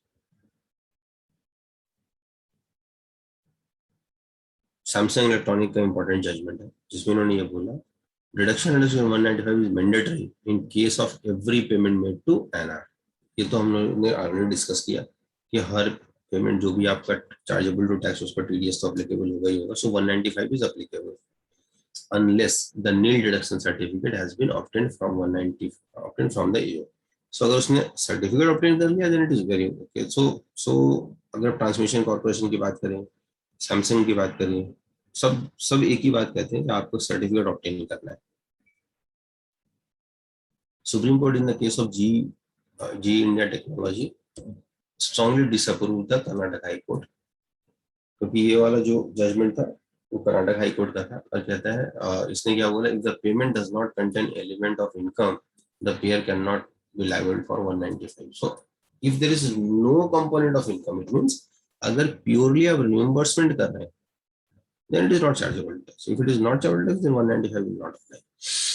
So component of income का होना उसमें जरूरी है। कितना कंपोनेंट ऑफ इनकम है वो डिसाइड होगा अथॉरिटी से, लेकिन अगर वो कंपोनेंट ऑफ इनकम ही नहीं है, एज्यूमिंग कि 1 करोड़ का मैं किसी को रिइंबर्समेंट कर रहा हूँ, तो उस केस में मैं कहता हूँ कि 195 अप्लाई नहीं होगा, क्योंकि उसमें कुछ भी कंपोनेंट इनकम का नहीं है। लेकिन अगर मान लीजिए आप किसी के लिए काम करते हैं, सपोज कीजिए, सिंपल एग्जांपल लेता हूँ डोमेस्टिकली ताकि समझ में आए, you are a chartered accountant and आप अपने क्लाइंट के लिए एमसीए का फीस जमा कराते हैं, और क्लाइंट आपको वो अमाउंट आपके अकाउंट में जमा कराता है, then there is no income, so no question of tax. लेकिन अगर आपने इसमें मार्कअप ऐड कर दिया, मैं जो भी आपके बिहार में पेमेंट करूंगा उस पर 10% में अपना चार्ज करूंगा, सो अगर आपने 5 लाख जमा करा तो 50,000 आपका चार्ज होता है। If it is so then of course component of income is there. अब ये कंपोनेंट ऑफ इनकम जब आ गया तो 5 लाख पे टीडीएस कटेगा, 5,50,000 पे टीडीएस कटेगा। ऑफ कोर्स ये क्वेश्चन ऑफ डिबेट होगा, और ये ये चार्टर्ड अकाउंटेंट को डिसाइड नहीं करना है कि कितने पे कटेगा, उस केस में it is always better go to the department and obtain a certificate under section 195 2 3 और 7। ये हम लोगों ने डिस्कस किया जब हम 9 की बात कर रहे थे, तब भी हमने बोला था कि बिजनेस कनेक्शन होना चाहिए। बिजनेस कनेक्शन एक्सप्लेनेशन में दिया हुआ ऑलरेडी, सो बिजनेस कनेक्शन ही नहीं दिया, क्योंकि कोई भी इनकम जो बिजनेस इनकम होगा वो तभी इंडिया में टैक्स होगा जब वो बिजनेस कनेक्शन इंडिया में, अगर बिजनेस कनेक्शन इंडिया में नहीं होगा तो वो टैक्सेबल नहीं होगा, सेक्शन 9 का पार्ट ही नहीं बनता, 9 से बाहर हो जाए। अगर वो बिजनेस कनेक्शन की बात करते हैं तो हम लोग सबसे पहले क्या देखते हैं, अभी तक तो हम लोग ये देखते हैं फिजिकल प्रेजेंस की बात करते थे। आप फिजिकली यहाँ प्रेजेंट हो तो आपका यहाँ बिजनेस, आपका एग्जिस्टेंस है। अगर आप यहाँ फिजिकली प्रेजेंट होकर बिजनेस कैरी कर रहे हो, किसके लिए, फॉरेन एंटरप्राइज के लिए, तो आपका यहाँ एग्जिस्टेंस है, आपका बिजनेस कनेक्शन है यहाँ पे। लेकिन आज की डेट में जब हम डिजिटल एरा में है, यहाँ पे फिजिकल प्रेजेंट होना जरूरी नहीं है। अगर आप इवन आप बाहर बैठे बैठे भी पूरा बिजनेस इंडिया में कर सकते हैं, जैसे फॉर एग्जांपल फेसबुक फेसबुक अपना पूरा बिजनेस इंडिया में कर रहा है और उसका कोई यहाँ पे फिजिकल प्रेजेंस नहीं है। हालांकि मुझे नहीं पता उन्होंने अपना कोई लोकल ऑफिस खोला है नहीं खोला है, बट टेक्निकली उनका कोई, उसे अगर खोला है तो that is only for the purpose of administrative purpose, otherwise कोई बिजनेस को कैरी करने के लिए that is not required. Similarly Netflix का यहाँ पे बहुत सारे यूजर हैं, बट उनका कोई फिजिकल प्रेजेंस यहाँ पे होना जरूरी नहीं है, बिकॉज वो अपने वहाँ पे अपलोड करते हैं मूवीज को और यहाँ पे डाउनलोड करके लोग उसको देखते हैं अपने मोबाइल के ऊपर या अपने लैपटॉप के ऊपर। तो उस केस में भी उसकी जरूरत नहीं है कि उनको यहाँ आके बिजनेस करना है। तो जो पहले हमारा कॉन्सेप्ट था बिजनेस इन इंडिया और बिजनेस विथ इंडिया, तो बिजनेस इन इंडिया को तो हम कवर करते थे कि आपका बिजनेस कनेक्शन है, तो बिजनेस विथ इंडिया को हम कवर नहीं करते थे, ये करके आप बाहर से बैठे बैठे इंडिया में ट्रांजैक्शन कर रहे हो, then you are out of outside India, so आपका यहाँ पे कनेक्शन नहीं बनता। बट आज की डेट में सिचुएशन चेंज हो गया, तो उस केस में जो बिजनेस बाहर बैठे बैठे कर रहा है, तो हम लोग ये कहते हैं कि इसका सिग्निफिकेंट इकोनॉमिक प्रेजेंस है या नहीं। सिग्निफिकेंट इकोनॉमिक प्रेजेंस के लिए उन्होंने रूल 10 यूडी टेस्ट करने के लिए निकाला, जिसमें थ्रेशोल्ड दिया हुआ है कि अगर आपके नंबर ऑफ यूजर्स 3 लाख है या आपका इंडिया में रेवेन्यू 2 करोड़ से ऊपर है, तो आपका इकोनॉमिक प्रेजेंस है इंडिया में। If it is economic presence then आपका बिजनेस कनेक्शन होता है। अगर आपका बिजनेस कनेक्शन होता है तो आपका ऑफकोर्स एट्रीब्यूशन भी होगा इंडिया में, टैक्सेबिलिटी भी होगी, आपको सारे कंप्लायंसेस भी है, वो सारा कुछ आपको करना है, because now you become the even though you are a non resident, but आपका बिजनेस कनेक्शन एस्टैब्लिश हो गया।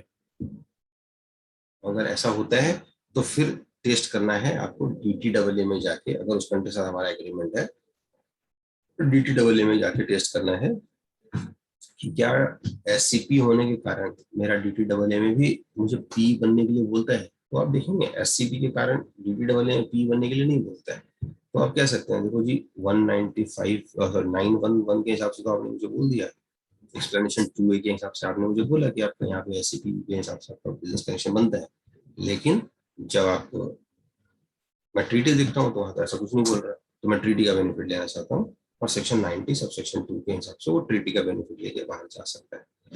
तो जब तक ट्रीटी में अमेंड नहीं होता तब तक आपके पास ये रिलीफ अवेलेबल है। हालांकि MLI आने के बाद सिचुएशन थोड़ा चेंज हुआ है। पेमेंट ऑफ रिइंबर्समेंट हमने ऑलरेडी ये देख लिया, there is no element of income at the time of credit और पेमेंट, ये भी हमने डिस्कस किया कि हम कब करेंगे, at the time of credit करेंगे या टाइम ऑफ पेमेंट करेंगे। तो यहाँ पे लिखता है टाइम ऑफ क्रेडिट और पेमेंट whichever जरिए, अगर मैंने पेमेंट पहले कर दिया तो उस डेट का रेट लगेगा, अगर मैं क्रेडिट पहले कर रहा हूँ तो उस डेट का रेट अप्लीकेबल।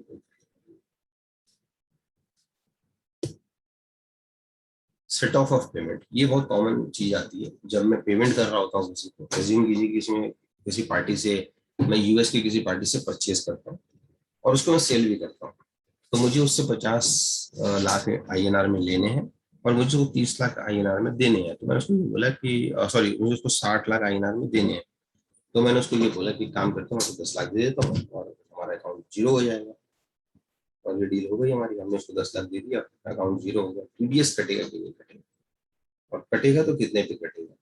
सर इस केस में आप लोगों का कोई आंसर है इसमें, इस ट्रांजेक्शन में TDS कटेगा या नहीं कटेगा? एनीवन?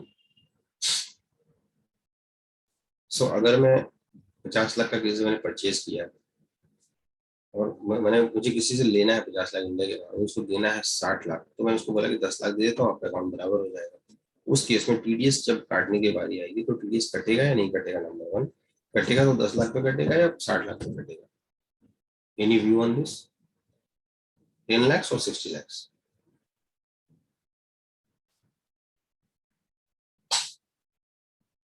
सो रवि सुनील सर का कहना है कि ये 60 lakhs के ऊपर कटेगा।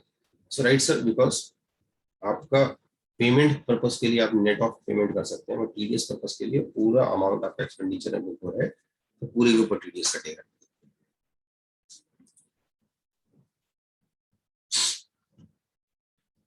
So if the payer has received services from NR and selling goods to NR, at the time of making payment to NR, the payer wants to set off.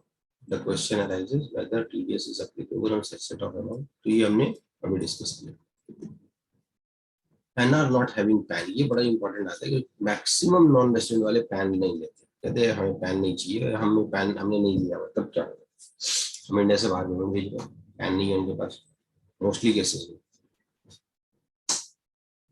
अगर pan नहीं है तो इन्होंने एक सर्कुलर निकाला था और बाद में इन्होंने रूल 37 BC में उसको इंसर्ट कर दिया। तो रूल 37 BC अगर आप देखिए तो जून 2016-17 से आया है, जिसमें इन्होंने ये बोला कोई एनआर अगर उसका पैन नंबर नहीं तो उसके ऊपर T06AA का प्रोविजन अप्लाई होगा, अनलेस जो पेमेंट का नेचर है वो ये है और उसने ये डिटेल प्रोवाइड करा दिया। तो पेमेंट का नेचर क्या होना चाहिए? पेमेंट का नेचर होना चाहिए interest, royalty, FTS and transfer of capital asset, इसका मतलब कैपिटल गेन। तो ये 4 आइटम है, इंटरेस्ट, रॉयल्टी, एफटीएस और कैपिटल गेन। अगर ये 4 आइटम का पेमेंट कर रहे हैं तो उसके पास पैन नंबर नहीं भी है तो भी टीडीएस काटने की आपका लोअर जो 206AA अप्लाई नहीं होगा। अदरवाइज आप लोगों को ध्यान में होगा कि 206AA ये कहता है कि अगर पैन नंबर नहीं है, अगर पेई का पैन नंबर नहीं है तो pair should deduct the tax at the highest of the given below item. उसमें क्या है? Rate in force, rate specified in the act और 20% विच एवर इज हाइयर, जो भी ज्यादा होगा आपको वो काटना है। इन केस ऑफ नॉन रेसिडेंट, अगर आप ये 4 हेड के अंदर में से किसी भी हेड में पेमेंट कर रहे हैं और उसका पैन नंबर नहीं है तो 206AA अप्लाई नहीं होगा, लेकिन उसके लिए उसको कुछ डिटेल्स प्रोवाइड कराने पड़ेंगे, जैसे कि name, email ID, contact number, ये इनवॉइस पे होता है। Address of the country of residency, ये भी एड्रेस पे होता है। सर्टिफिकेट ऑफ रेसिडेंसी, ये आपको उनसे मांगना पड़ेगा कि TRC मुझे दीजिए, और टैक्स आइडेंटिफिकेशन नंबर कंट्री, तो ये भी इनवॉइस पे होता है। ये इंपॉर्टेंट है कि TRC, आपको TRC उनसे ऑब्टेन करना है।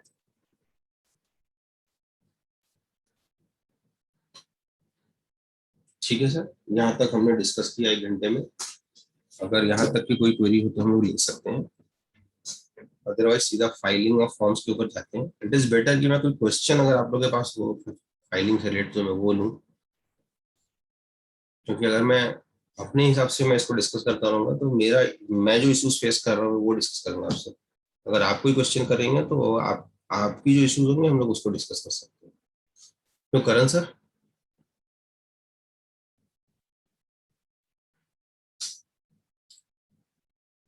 तो जैसा हमने डिस्कस किया 15CA, 15CB, 15CA में आपके 4 पार्ट होंगे। पहला पार्ट ये कहता है if the income is chargeable to tax and during the year में जो आपका एग्रीगेट अमाउंट है रेमिटेंस का वो 5 लाख को एक्सीड करना चाहिए।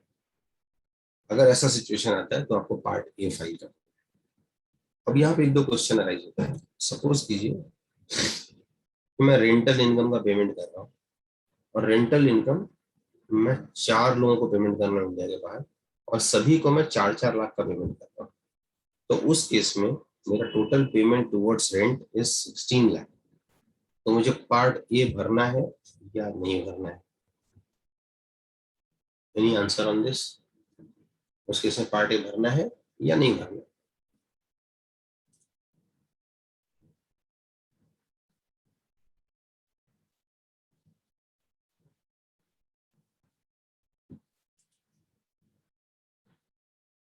सो जो लैंग्वेज दिया हुआ है फॉर्म का, अगर आप फॉर्म्स की बात करें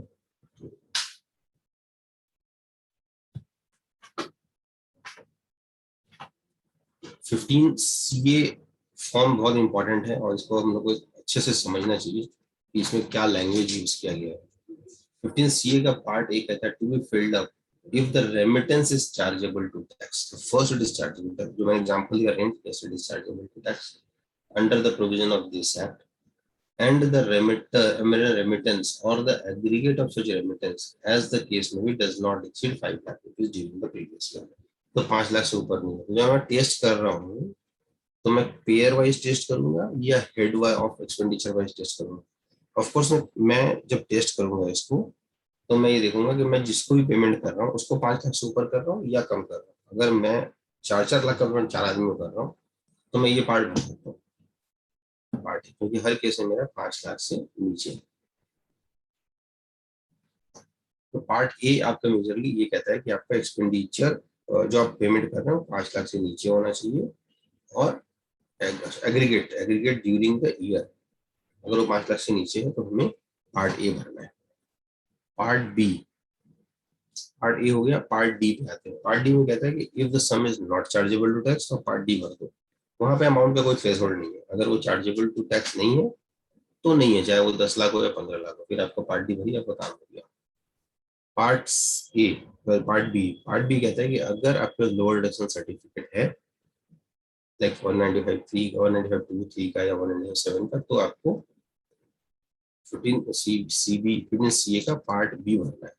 तो उस केस में भी इन जो भी तक मैंने 3 केसेस आपके सामने बताए, जब मैं चाहे वो पार्ट ए भरूं या पार्ट ए भरना है या पार्ट बी भरना है या पार्ट डी भरना है, इन केसेस में 15CB कहीं भी एप्लीकेबल नहीं है। 15CB एप्लीकेबल होने के लिए पार्ट सी में ट्रांजैक्शन होना चाहिए। पार्ट सी क्या बोलते हैं?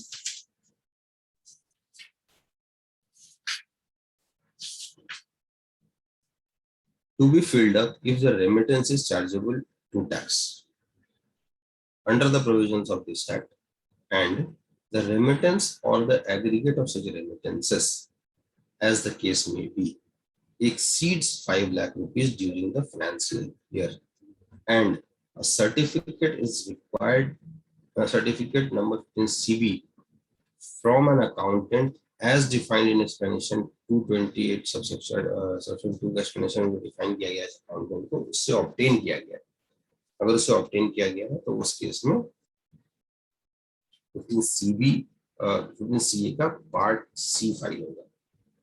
और पार्ट सी में आप देखेंगे तो कंपेरेटिवली पार्ट ए, बी और डी के हिसाब से ज्यादा डिटेल मांगा जाता है और फिर पार्ट और सीए का सर्टिफिकेट भी ऑब्टेन करना होता है। एक इंपॉर्टेंट इशू आता है जब हम लोग पेमेंट कर रहे होते हैं, एसएससी को कैसे पता चलेगा कि मुझे पार्ट ए भरना है, पार्ट बी भरना है, पार्ट डी भरना है, पार्ट सी भरना है? इसका मतलब पहले उसको आपसे ओपिनियन लेना पड़ेगा कि कौन सा पार्ट, कौन मुझे इस पर टैक्सेबल है या नहीं। पहला क्वेश्चन तो ये, इफ टैक्सेबल तो कौन सा पार्ट भरना है। ऐसा हो सकता है कि एसएससी ने अगर ये निकाला कि मुझे तो पार्ट सी नहीं भरता हूँ, क्योंकि एसएससी पहले ऐसा नहीं होता था कि अलग अलग पार्ट्स होते हैं। पहले 15CA भी साथ में भरा जाता था। अभी इन्होंने पार्ट अलग अलग कर दिए। अगर मैं एसएससी हूँ, मैं किसी चीज का, मैं फीस फॉर टेक्निकल सर्विस का पेमेंट कर रहा हूँ, बट मुझे ये नहीं पता कि ये एफटीएस में फॉल करेगा या नहीं करेगा। मेरे लिए उसका ये जनरल बिजनेस इनकम है। मैंने उससे नो पी का सर्टिफिकेट लिया, उसने बोला मेरा कोई पी नहीं है, मैंने टीडीएस नहीं काटा। हालांकि एफटीएस के केस में पी हो ना हो कोई फर्क नहीं पड़ता। अगर ऐसा होता है तो उस केस में हमने उसका टीडीएस नहीं काटा और पेमेंट चला गया। ये कब जाकर ट्रैक होगा? जब डिपार्टमेंट से कोई नोटिस आएगी। सीए का तो रोल ही नहीं आया इसमें। सीए का रोल कब आता है? जब उससे ओपिनियन लेते हैं या आप उससे कोई सर्टिफिकेट इशू करवाते हैं। सीए कब टेस्ट कर पाता है? जब आप सर्टिफिकेट इशू कराते हैं विद सीबी में। दूसरा इशू आता है, अगर आपने किसी को अप्रैल में कोई बिल बुक कर लिया और आप सितंबर में सीए के पास आते हैं सीबी इशू कर दो। अप्रैल में अगर आपने बुक किया है तो इसका टीडीएस कब कटना चाहिए था? ऑफ कोर्स अप्रैल में डिडक्शन होना चाहिए था। पेमेंट कब होना चाहिए था? With in 7th of the May ये पेमेंट हो जाना चाहिए था। अगर ये 7 मई तक पेमेंट होना चाहिए था, जो कि नहीं हुआ, तो उस केस में आपका, और आज आप जब सर्टिफिकेट लेने आते हैं तो सीए कहता है कि इसमें टीडीएस काटना चाहिए था आपको। तो अब काट लोगे, पेमेंट तो गया नहीं है अभी, तो आप अभी भी काट सकते हो, आप अभी भी काट सकते हो, लेकिन अप्रैल से लेके अभी तक का इंटरेस्ट का आ जाएगा आपके ऊपर। तो ये कुछ ट्रांजेक्शन ऐसे जो हमें ध्यान रखना है।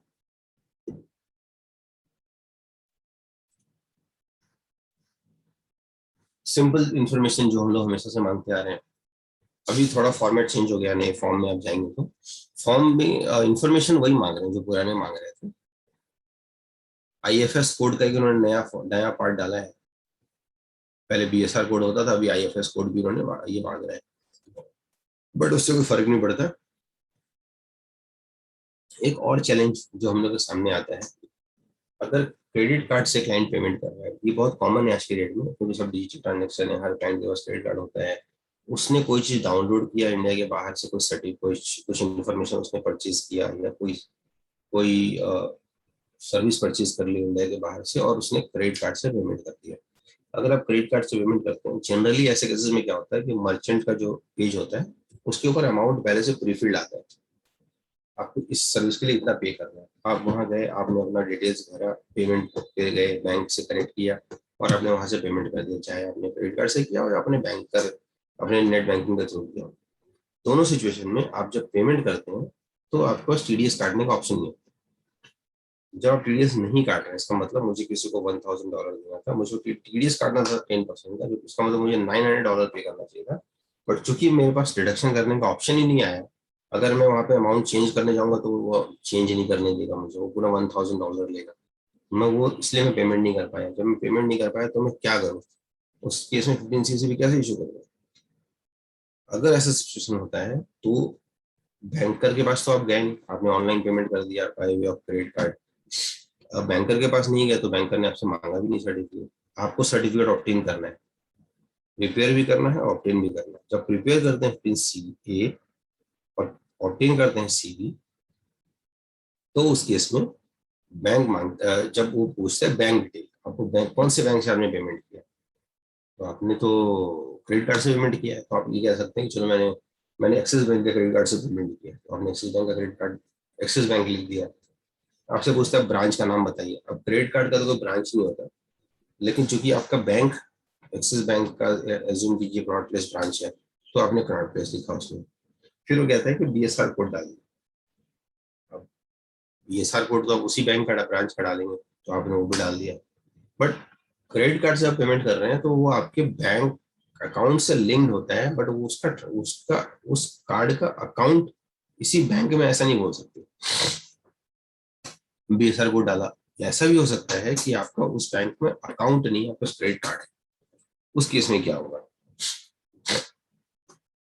सपोज आपको किसी बैंक का क्रेडिट कार्ड मिला हुआ है जिस बैंक का अकाउंट नहीं है उस बैंक में, तो उस केस में कैसे करेंगे? तो ये सब कुछ प्रैक्टिकल इश्यूज हैं जो हम लोग फेस करते हैं, और आगे भी ये अभी प्रैक्टिकल डिफिकल्टीज ये रहेगी, डिपार्टमेंट ने इसमें अभी तक कुछ भी क्लैरिफिकेशन नहीं दिया है। जब हम फाइलिंग के लिए जाते हैं तो पहले 15CB की बात करते हैं, क्योंकि हम लोग एज चार्टर्ड अकाउंटेंट में ये भरना होता है। Name and address of the beneficiary,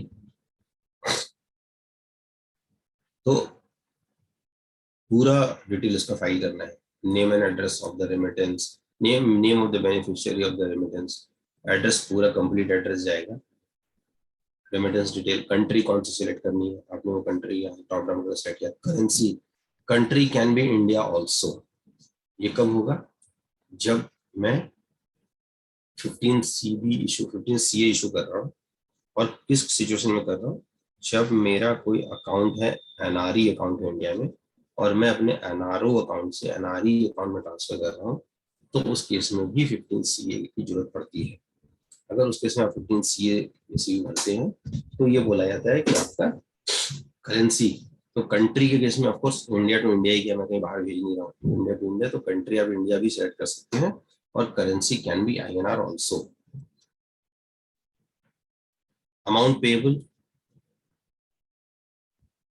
in foreign currency in INR। सो अगर फॉरेन करेंसी में है तो फॉरेन करेंसी में लिख दीजिए, अगर INR में है तो INR में, अगर फॉरेन करेंसी को INR में कन्वर्ट करना है तो आप वो यहाँ कन्वर्ट करके लिख सकते हैं। Name of the bank, branch of the bank, BSR code, proposed date of remittance. So एक सिचुएशन और अराइज होता है कि जो मुझे सर्टिफिकेट ऑब्टेन करना है 15 CSCB का, वो CCB का, वो कब करना है, at the time of remittance और at the time of credit. अगर मैं क्रेडिट, क्योंकि यहाँ पे जो लैंग्वेज है 15 CB का, ये बहुत इंटरेस्टिंग है. 15 CB का बोलता है सर्टिफिकेट ऑफ अकाउंटेंट, और ये कब बोलता है, certificate is to be obtained 15 CA में इन्होंने बोला, पार्ट सी में, to be filled up if the remittance is chargeable under the provisions of this act and the remittance or the aggregate of remittance in the case exceeds 5 lakh rupees.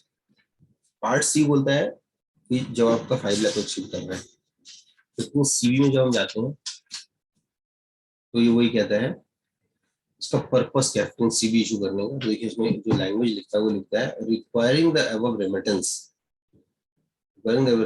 as well as the relevant documents and books of accounts. So यहाँ पे as a chartered accountant मैं जब certificate issue कर रहा हूँ तो मैंने verify कर लिया है सारा कुछ, और जब वेरीफाई कर लिया है, किस चीज के लिए वेरीफाई किया है, the books of accounts required for ascertaining the nature of remittance. मैं इस सर्टिफिकेट के through nature of remittance decide कर रहा हूँ, and determining the rate of deduction of tax at source.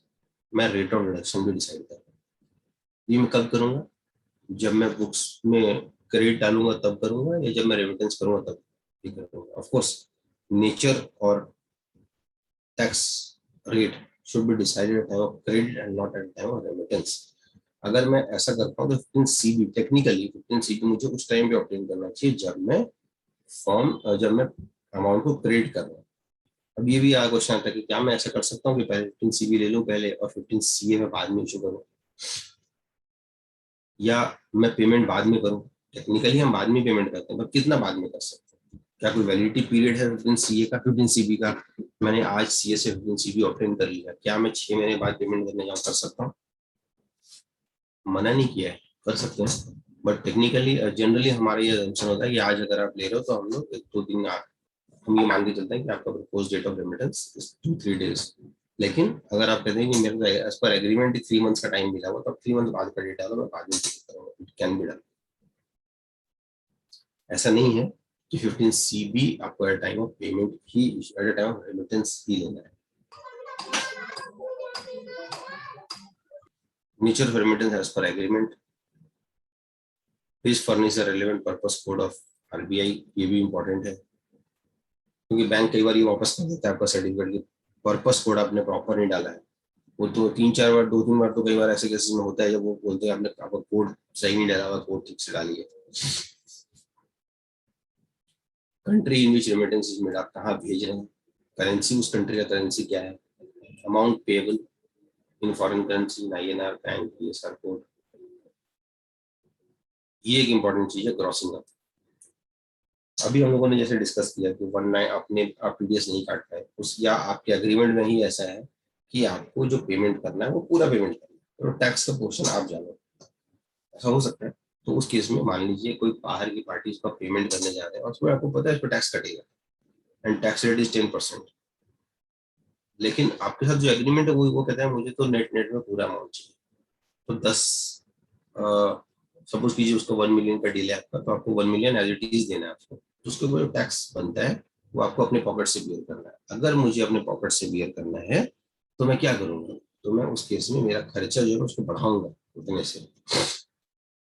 तो मेरा जो एक्सपेंडिचर है वो 110% हो जाएगा, उसके ऊपर मैं 10% का TDS काटूंगा और फिर मैं उसको डिपॉजिट कर दूंगा. तो अल्टीमेटली उसको 100 रुपीज जाने तो 100 रुपीज चले गए, गवर्नमेंट को 10 रुपीज का टैक्स जाना था 10 रुपीज चला गया, और मुझे 110 का एक्सपेंडिचर अलग बुक हो गया मेरे बुक्स में. तो 195 कैपिटल ही इसी के लिए है. सो ये हमने डिस्कस कर लिया. 7-8 taxability under the provisions of, ये बहुत इंपॉर्टेंट है क्योंकि बहुत सारे केसेस में हम लोगों ने ये देखा है जहाँ पे ये पूछा जाता है कि taxability under the provisions of income tax act, तो जनरली लोग इसमें 195 डालते हैं. हाउएवर 195 तो आपका TDS काटने का प्रोविजन है, whether this transaction is chargeable to tax or not. Yes. If yes, then under which provision. तो हमें सेक्शन 9 के कौन से कैटेगरी में ये फॉल करना है वो डालना है। कई केसेस में हमने देखा है कि वो 206AA का डालते हैं। जो इसका जो सर 206AA में चार्जेबल टू टैक्स नहीं होता। चार्जेबिलिटी तो सेक्शन 9 में होती है। 206AA is only for the purpose कि अगर आप ये कंप्लायंस या कंडीशन सेटिस्फाई नहीं करते हैं then higher rate will be applicable, that's all.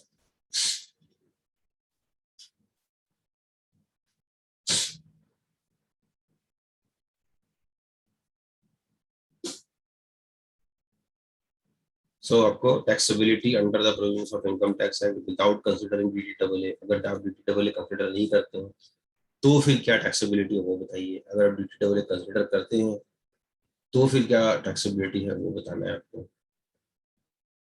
In India any relief under claimed under DTAA, अगर आपने रिलीफ क्लेम किया है, अगर आप रिलीफ क्लेम नहीं कर रहे हैं DTAA का, then tax residency certificate is not required. Tax certificate is required only when you are claiming the relief of DTAA number 1, of 206AA number 2। अगर ये दोनों में से आप कोई भी रिलीफ क्लेम नहीं कर रहे हैं तो TRC की जरूरत नहीं है।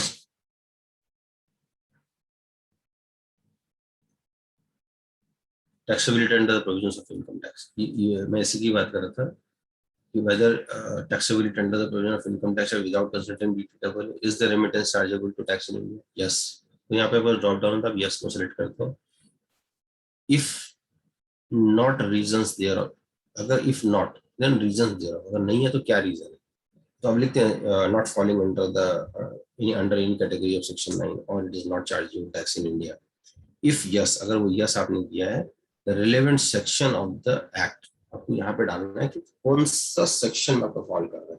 तो एग्जैक्टली आपको जिस सेक्शन में फॉल कर रहा है आपको वो डालना है, ना कि 195 और 206AA डालना है।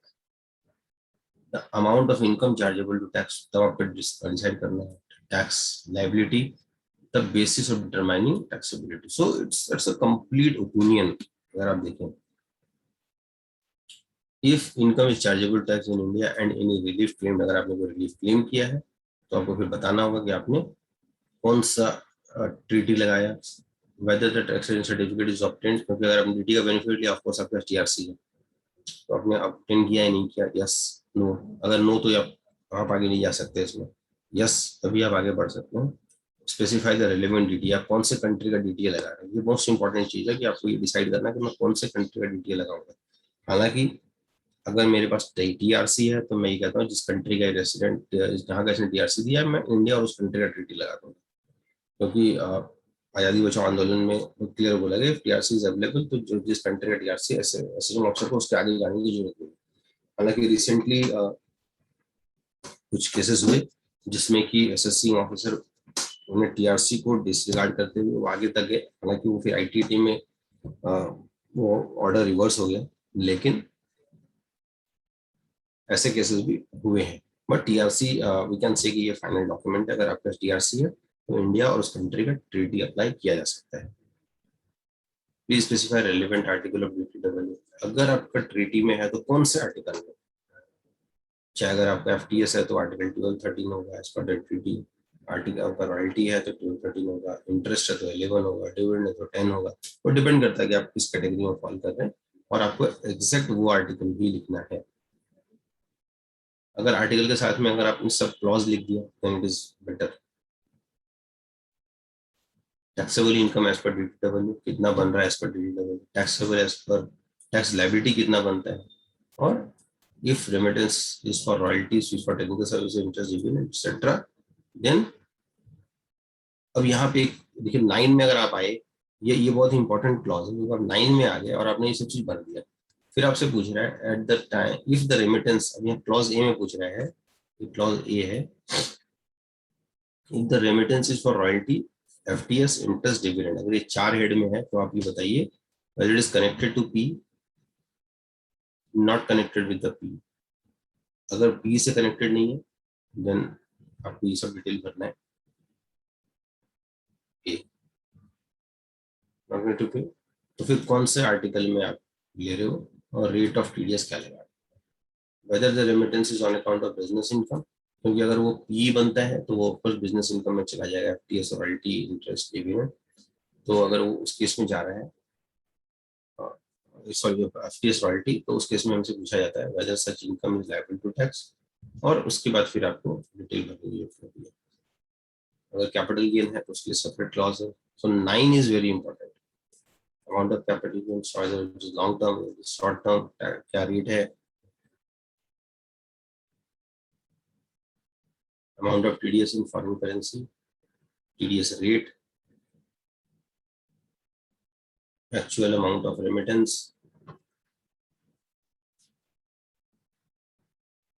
actual amount of remittance, और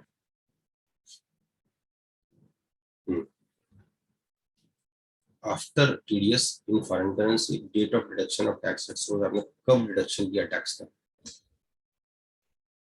हो सकता है कि आपका डेट बहुत पहले का हो जब आपने डिडक्शन किया था।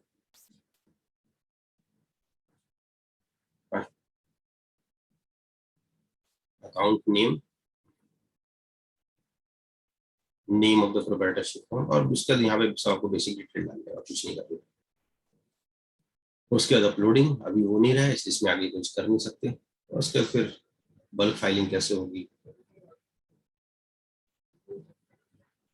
तो मेरे ख्याल से हमने इसमें पूरा कवर कर लिया है। अगर कोई क्वेश्चन हो तो हम लोग ले सकते हैं सर। करण सर आप हैं क्या?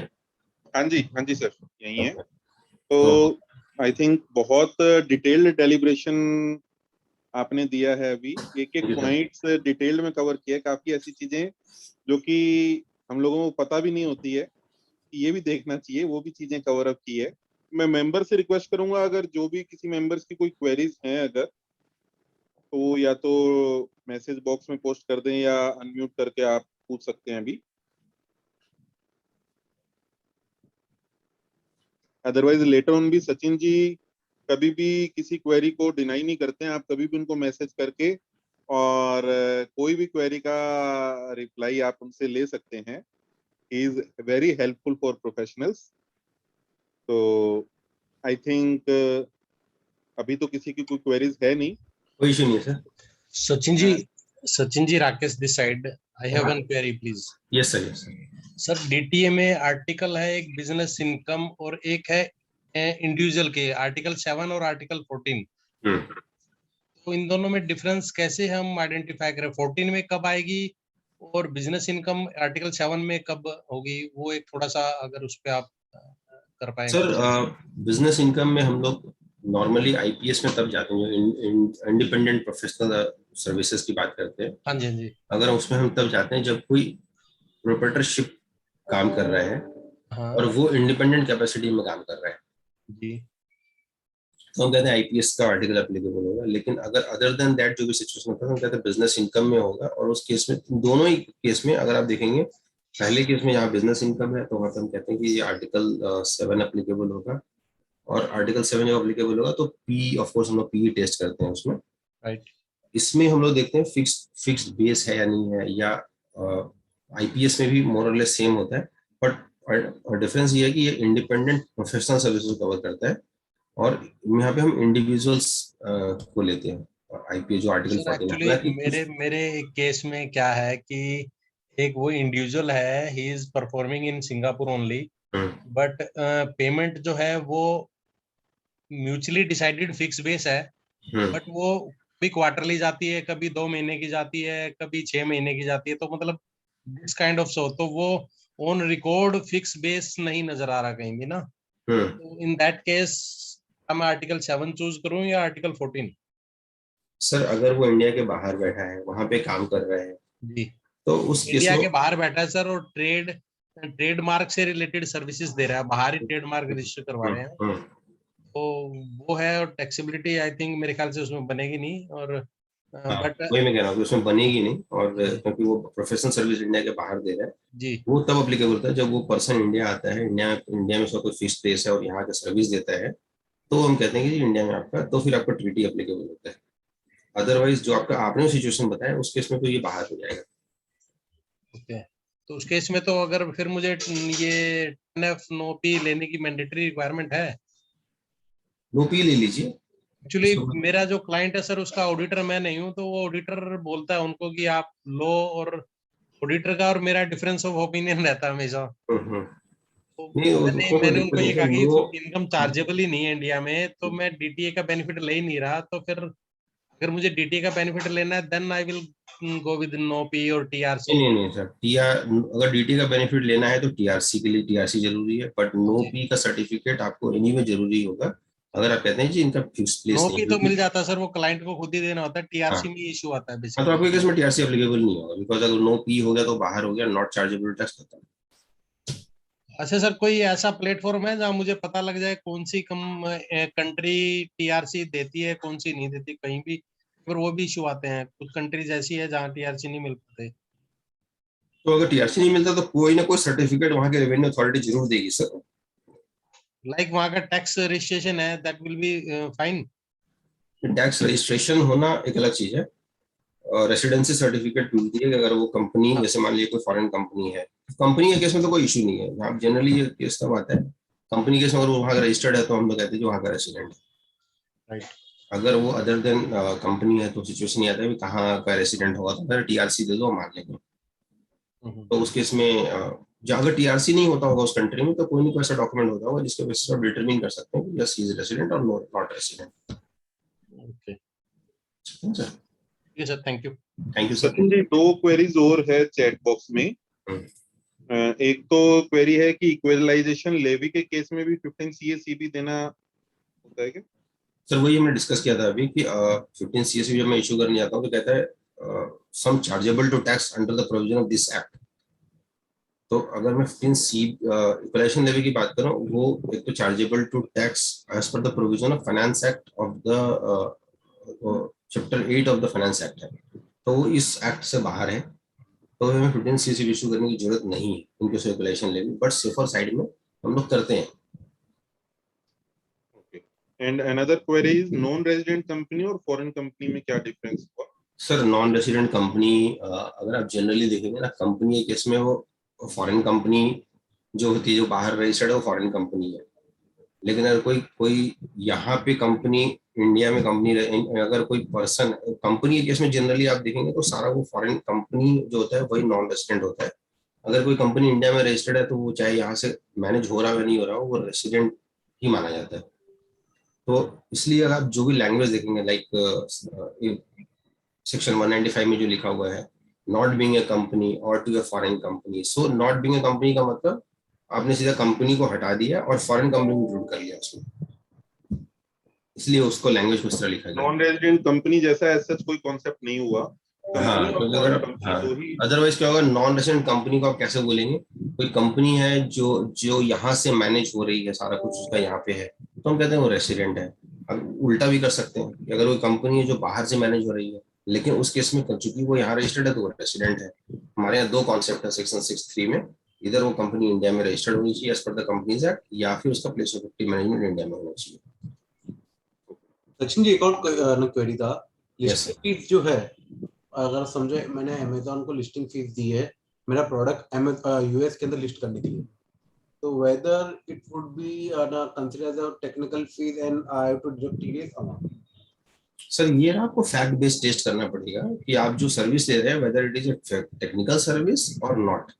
क्योंकि अगर ये टेक्निकल सर्विस है तो उस केस में फिर आपको इक्वलाइजेशन लेवी में आप डोमेस्टिक एक्ट में आ जाते हैं। तो आपको ये वहां पे टेस्ट करना पड़ेगा फैक्ट बेस्ड ट्रांजेक्शन में जाके कि ये एफटीएस है या नहीं है। क्योंकि कोई भी ट्रांजेक्शन को सर टेक्निकल सर्विस बोलना वो तभी बोला जाता है जब आप पूरा ट्रांजैक्शन को समझा जाए। नहीं, I am saying that only a listing fees of product, जैसे अब अमेजोन के अंदर मुझे प्रोडक्ट लिस्ट करना है, but not in India, the product would be listed outside India only, like US के अंदर या और कोई अदर कंट्री में। नहीं नहीं नहीं, ये टेक्निकल सर्विस नहीं है सर। इसमें उसमें वो आपको कोई टेक्निकल सर्विस प्रोवाइड नहीं कर रहा है। इनफैक्ट आप उसके पोर्टल पे जाके आप अपना प्रोडक्ट को अपलोड करते हैं, तो वो आपको कोई सर्विस, टेक्निकल सर्विस प्रोवाइड नहीं कर रहा है। वो आपको सिर्फ प्लेटफॉर्म दे रहा है जहां आप अपना प्रोडक्ट को लिस्ट कर सकते हैं, that's all. So he is charging some X amount, so that X amount TDS would be deductible or not? TDS तो एप्लीकेबल नहीं होगा, but equalisation levy can be applicable, वो आप जरूर टेस्ट कीजिएगा।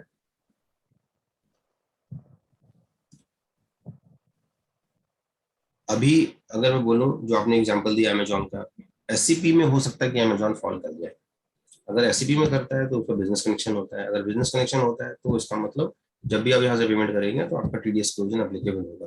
तो ये दोनों को जो एससीपी वर्सेस बिजनेस कनेक्शन है इसको अच्छे से एक बार देख लीजिएगा जब भी आप कोई पेमेंट कर रहे हैं तो। बट यूज ऑफ प्लेटफॉर्म, आपने बोला कि वो अपने को एक प्लेटफॉर्म दे रहा है, but use of platform it can also be considered as a technical service, और वो रॉयल्टी की डेफिनेशन में आ जाता है। रॉयल्टी और टेक्निकल फीस इसमें डेफिनेशन में आता है, use of any platform provided by the company और by the non resident. Sir आप फेसबुक यूज करते हैं, यस, तो उसने आपको प्लेटफॉर्म दिया हुआ जिसको आप यूज करते हैं, कैन वी से कि मैं उसको टेक्निकल फीस प्रोवाइड पेमेंट कर रहा हूँ अगर मैं कोई पेमेंट कर रहा हूँ? He is not charging anything from us. मैं उसी पे आ रहा हूँ, इसका मतलब ये होगा, ये बेसिकली क्या होता है, पोर्टल है जिसके ऊपर उसने फैसिलिटी आपको दिया हुआ है और उस फैसिलिटी के आप यूज कर रहे हैं, वहां से वो आपको कोई सर्विस नहीं दे रहा है, वो आपके पोर्टल को लिस्ट कर रहा है। He is giving the rights to use his portal. Sir right to use portal के ऊपर अगर आप जाएंगे तो यस रॉयल्टी है, बट उसके पास बहुत सारे जजमेंट हैं जिसमें ये बोला गया कि सिर्फ right to use on the portal is not royalty, because आप क्या करते हैं, आप रॉयल्टी कब दूंगा, जब मैं उसका कॉमर्शियल एक्सप्लॉयटेशन कर रहा हूँ और मैं उसको यूज कर रहा हूँ, मैंने आपसे वो लिया और मैं उसको यूज कर रहा हूँ, ये तो आप ही का पोर्टल है, सब कुछ आप ही कर रहे हो, मैं सिर्फ उसमें अपना प्रोडक्ट लिस्ट कर रहा हूँ, तो आप मैं उसमें आपने मुझे स्पेस दिया है, मैं उसके लिए आपको पेमेंट कर रहा हूँ, that can be that can not B, ये बहुत सारे जजमेंट है जो आपको फेवर में है, तो आपको देखेंगे तो आपको निकल के आएगा कि रॉयल्टी में भी ये फॉलो नहीं करेगा। और अभी रिसेंट जजमेंट जो भी आया सर रॉयल्टी के ऊपर, सॉफ्टवेयर पेमेंट के ऊपर, इसमें काफी क्लैरिटी दी थी, जब तक आपका यूला में आपका अप्लीकेबल नहीं होता है, लाइसेंसिंग एग्रीमेंट आप साइन नहीं करते तब तक वो अप्लीकेबल नहीं होता है, तो बहुत सारी चीजें हैं।